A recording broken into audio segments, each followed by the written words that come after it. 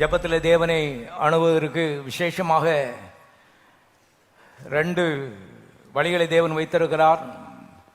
முதலாவது வழி வார்த்தை வழி. எல்லாரும் சொல்லுவோம், வார்த்தை வழி. யோவான் 1:1 சொல்கிறது, ஆதியிலே வார்த்தை இருந்தது, அந்த வார்த்தை தேவனாகவே இருந்தது.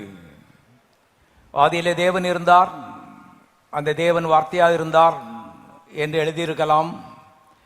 ஆனால் வேதம் சொல்கிறது, ஆதியிலே வார்த்தை இருந்தது, அந்த வார்த்தை தேவனாகவே இருந்தது. ஆகவே தேவனை அணுகுவதற்கு பிரதானமாக தேவன் வைத்திருக்கிற வழி வார்த்தை வழி. உங்களுடைய பிரச்சனைகளுக்கு பதிலை வேதத்திலிருந்து முதலாவது கண்டுபிடிக்க வேண்டும். கண்டுபிடித்து அந்த வாக்கு தத்துவத்தின் மூலமாக கர்த்தரை தொட வேண்டும் என்பதை தெரிந்து கொள்ளுங்கள். தேவன் ஆவியாயிருக்கிறார். 100 கோடி மைலுக்கும் அதிகமாக வியாபித்துக் கொண்டிருக்கிறார். தேவனை எந்த கோணத்தில் எந்த திசையில போய் தொடர்றது? தொட முடியாது, கண்ணால் பார்க்க முடியாது. தேவன் அவரை தொடுவதற்கு உதவியாக மக்களுக்கு இந்த வார்த்தையை வைத்திருக்கிறார். கட்டுக்கடங்காத தேவன் வார்த்தைக்கு தம்மை கட்டுப்படுத்தி இருக்கிறார். அந்த வார்த்தை மூலமாக மக்கள் தேவனை தொடும்படி ஒரு வாய்ப்பை உண்டாக்கி வாக்கு தத்தங்களை கர்த்தர் புஸ்தகத்தில் எழுதி மடியில் கொடுத்திருக்கிறார். ஆகவே ஜெபம் என்று வரும்பொழுது முதலாவது பிரச்சனைக்கு தீர்வை புஸ்தகத்திலிருந்து கண்டுபிடிக்க வேண்டும். தேவன் ஏற்கனவே ஜெபங்களுக்கு பதில் கொடுத்து விட்டு தான் ஜெபிக்கும்படி உன்னை அழைக்கிறார். வேத புஸ்தகம் பதில்கள் நிறைந்த புஸ்தகம். ஆகவே முதலாவது பதிலை கண்டுபிடிக்க வேண்டும். பதில்கள் வாக்கு தத்துவத்தின் வடிவில் இருக்கிறது. அவைகளின் மூலமாக கர்த்தரை தொடும்படி கர்த்தர் ஒரு வழி வைத்திருக்கிறதை பார்க்கிறோம். உபவாசம் இல்லை, கண்ணீர் இல்லை, அருமையான முள்ளே பாருங்கள், அங்கலாய்ப்பு இல்லை, கூப்பாடு போடுறதில்லை, வார்த்தை வழி.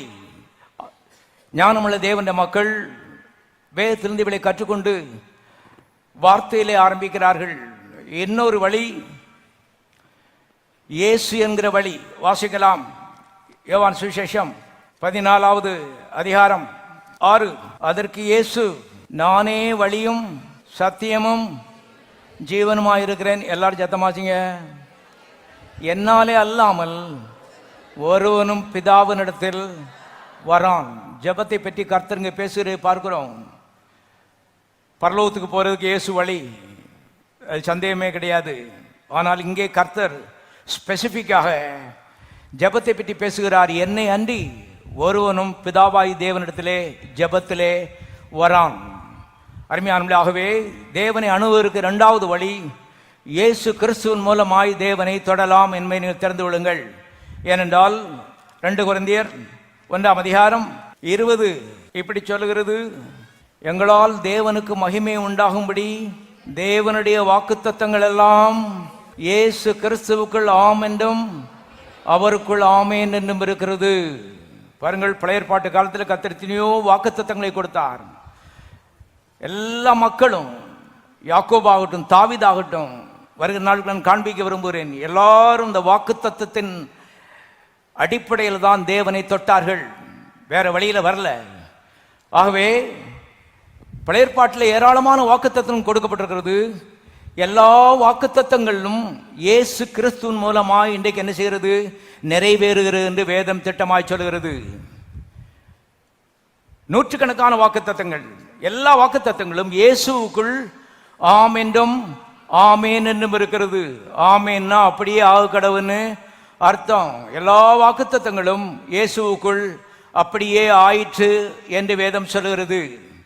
ஆகவே இன்றைக்கு 2வது வழி கர்த்தரை தொடுவதற்கு கர்த்தருடைய கல்வாரி மூலமாக, அவருடைய பாடுகள் மூலமாக, அவருடைய தியாகத்தின் மூலமாக, அவருடைய இரத்தத்தின் மூலமாக, அவருடைய தியாக பலியின் மூலமாக தேவனை தொடுகிறது. இது 2வது வழி என்பதை தெரிந்து கொள்ளுங்கள். ஆகவே கர்த்தரை அணுகுவதற்கு திட்டமான சில வழிகள் இருக்கிறது. 10 வழியை கர்த்தர் வைக்கல. அருமையானவர்களே, கவனியுங்கள். நாம நினைக்கிறதுலாம் வழி இல்லை, தேவன் வைத்திருக்கிறது தான் வழி. அவருங்க சொல்லியிருக்காரு, இயேசு தான் வழி. எல்லா வாக்குத்தத்தங்களும் இயேசு கிறிஸ்துவை அம்பு குறியிட்டு பழைய ஏற்பாட்டிலே காண்பித்தது. கல்வாரியிலே எல்லா வாக்குத்தத்தங்களுக்கும் பதிலாக இயேசு கிறிஸ்து ரத்தத்தை சிந்தி அருமையான பதிலை இன்றைக்கு சம்பாதித்து வைத்திருக்கிறார். ஆகவே இந்த இயேசு கிறிஸ்துவின் மூலமாக, அவருடைய பாடுகள் மூலமாக, ரத்தத்தின் மூலமாக பிதாவாய் தேவனை அணுகும்படி வேதம் திட்டமாய் போதிக்கிறது.